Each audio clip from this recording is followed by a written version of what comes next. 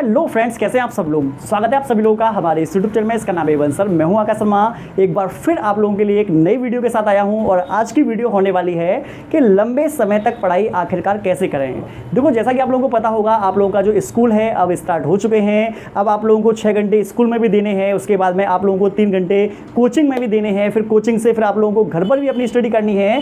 तो आपको पता होगा इतना लंबा समय और इतनी ज़्यादा स्टडी हम किस तरीके से कर सकते हैं, क्योंकि आपको बता दें हमारी जो बॉडी है वो थकेगी तो सही, सीधी सी बात है। तो हमें क्या स्ट्रेटजी अपनानी चाहिए, उस स्ट्रेटजी को हम आप लोगों को बताने वाले हैं। तो देखो, सबसे पहला प्लान आपका काम है कि आपको एक सही स्टडी प्लान बनाकर रखना है। जैसे कि आप लोगों को पहले से ऑलरेडी पता होना चाहिए कि हमें कितने घंटे अपना स्टडी मतलब सेल्फ स्टडी करनी है, कितने बजे कोचिंग वगैरह जाना है, तो कोचिंग में जो हम सब्जेक्ट पढ़ रहे हैं उसको घर पर आकर कितने बजे हमें पढ़ना है, कितना हमें उसे समय देना है। तो पहले पूरे दिन की आप एक रणनीति बनाकर रखिए, ठीक है ना। मैं ये कहूँगा कि आप पर डे की रणनीति ना बनाकर आप वीकली वाइज बनाओ कि एक हफ्ते में आप लोगों को क्या पढ़ना है, कौन से सब्जेक्ट पढ़ने हैं, किस तरीके से पढ़ने हैं, किस टाइमिंग में पढ़ने हैं, वो पूरी रणनीति बनाओ। एक स्टडी प्लान आप लोगों के पास होना चाहिए, तभी आप लोगों की अच्छे तरीके से पढ़ाई हो पाएगी। दूसरे नंबर की हम बात करते हैं कि अगर हमें लंबे समय तक बिना थके पढ़ाई करनी है तो सबसे पहले आप इजी सब्जेक्ट को पकड़ो। सब बोलते हैं हार्ड सब्जेक्ट को, मैं कह रहा हूँ इजी सब्जेक्ट पढ़ो। देखो, जब हमें पढ़ाई करनी होती है तो पहले हमारा पढ़ाई में मन लगना चाहिए, पहले चीज़ समझ में आनी चाहिए। जब हमें चीज़ समझ में आना शुरू हो जाएगी, जब हमारा रिदम बन जाता है, तो हम हार्ड को भी आराम से कर ले जाएंगे। आपने पढ़ाई पढ़ना अभी स्टार्ट किया है और अभी तुमको क्या काम किया है, हार्ड टॉपिक पढ़ाए जाएँ, हार्ड चीज़ें समझाई जाएँ, तो आप लोगों को वो चीज़ समझ में नहीं आएंगी। जब वो चीज़ समझ में नहीं आएंगी तो पढ़ाई में मन नहीं लगेगा और आप लोग पढ़ाई भी छोड़ दोगे, मतलब आप पढ़ाई में ज़्यादा एफर्ट नहीं डाल पाओगे। तो पहले आप लोगों को इजी सब्जेक्ट को लेना होगा। अब नेक्स्ट नंबर पर क्या है कि देखो, हमें पूरे दिन बाहर रहना होता है, पूरे दिन हमें हमारी पूरी बॉडी, हमारा ब्रेन काम करता है। तो अगर आप चाहते हो कि आपको बिना थके लंबे समय तक पढ़ पाओ तो उसके लिए आपको क्या काम करना होगा, अपनी डाइट पर आपको ध्यान देना होगा। प्रॉपर आप लोग डेली वाटर का यूज करेंगे, प्रॉपर आप फुल अच्छे तरीके से न्यूट्रिशन का ध्यान रखेंगे। विटामिन, कार्बोहाइड्रेट, प्रोटीन, फैट, ये सभी चीज़ें आप लोगों की मिलनी चाहिए। जैसे मान लीजिए मॉर्निंग के टाइम में बहुत से लोग केले खाते हैं तो केले वगैरह खा सकते हैं। जब आप स्कूल वगैरह जाओ तो उस समय थोड़ा नाश्ता करके जाना चाहिए। जब आप दोपहर में पहुंच जाओ, दोपहर में छुट्टी वगैरह हो जाती है, तो उस समय आप लोगों को क्या काम करना है, कोचिंग जाने से पहले आप थोड़ा सा खाना पीना खाकर जाओ, या फिर लंच स्कूल में आप लोग कर सकते हो। मतलब आप लोगों को भूखा नहीं रहना।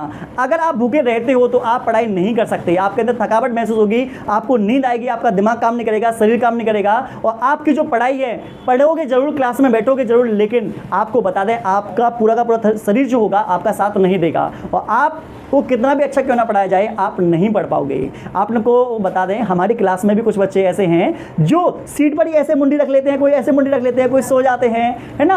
इसका मतलब क्या है, ये उनकी गलती नहीं बोलूँगा मैं, बच्चों की गलती नहीं है। अरे गलती उनकी नहीं है, बस ये है कि भाई उनको सुबह से लेकर मैं बता रहा हूँ, मेरी 3 बजे क्लास है, सुबह से घर से निकले होते हैं, 3 बजे तक वो पहले पढ़ते हैं, 3 से 4 पढ़ते हैं, 4 बजे तक आपको बता दें पूरा दिन उनको पढ़ाई में हो जाता है, पूरा दिन बाहर हो जाता है, थकावट महसूस हो जाती है, बच्चा नहीं कर पाता इतना, ठीक है ना।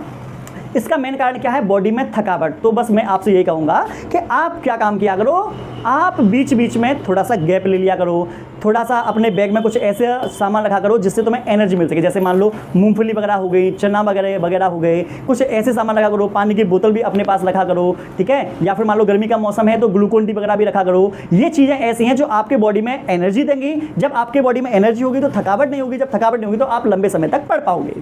आई थिंक समझ में आ गया होगा। अगले नंबर का है आप लोगों के लिए, स्टडी का एक टाइम फिक्स करो। जैसे मान लो बहुत से लोग कहते हैं कि हम कभी सुबह पढ़ लेते हैं, कभी शाम को पढ़ लेते हैं, कभी नहीं पढ़ते। तो एक टाइम फिक्स करो कि हमें मॉर्निंग के टाइम में डेली हमें यही पढ़ना है, कोचिंग में हम जब लौट कर आएंगे तो हमको जैसे फिजिक्स, केमिस्ट्री, बायोलॉजी ये पढ़ना है, नाइट के समय में ये पढ़ना। मतलब आप अपने हिसाब से सब्जेक्ट को चुनकर आप उसको पढ़ना स्टार्ट करेंगे और डेली पढ़ेंगे। ऐसा नहीं है कि एक दिन हमने पढ़ लिया, 4 दिन छुट्टी कर ली, तो आपको बता दें कुछ भी नहीं होने वाला, पढ़ाई सब बेकार हो जाएगी। एक काम और आप लोग करेंगे, सबसे लास्ट का है जो आपके काम आएगा, वो ये है कि एक सही जगह आप लोगों को पढ़ाई करनी है। सही जगह का मतलब ये है कि एक पढ़ाई का माहौल होना चाहिए। जिस क्लासरूम में आप बैठे हुए हैं, एक सही जगह चुनकर सही माहौल आपको तैयार करना पड़ेगा। एक टेबल वगैरह आप लोग ले लीजिए, उसके बाद एक अपनी चेयर ले लीजिए। उसके बाद में आप जिस क्लास में पढ़ाई करते हैं वहाँ पर आप लोगों के चार्ट वगैरह, फिजिक्स वगैरह के हो सकते हैं, केमिस्ट्री वगैरह के हो सकते हैं, वो चार्ट लगे होने चाहिए, छोटे छोटे आप लोगों के फ्लैश कार्ड लगे होने चाहिए।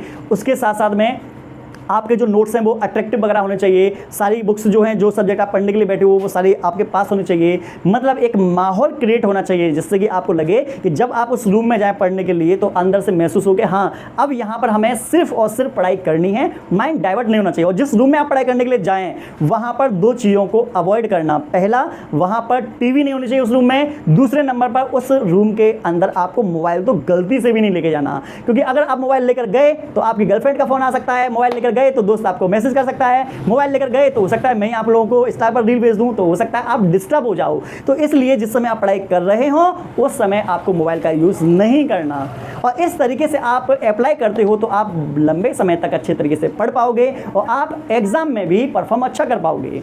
तो आप लोगों को वीडियो कैसे लगी कमेंट सेक्शन में आप जरूर बताइए और ऐसे ही इंटरेस्टिंग वीडियो देखने के लिए चैनल को सब्सक्राइब करना बिल्कुल ना भूलें। मिलते हैं नेक्स्ट वीडियो में।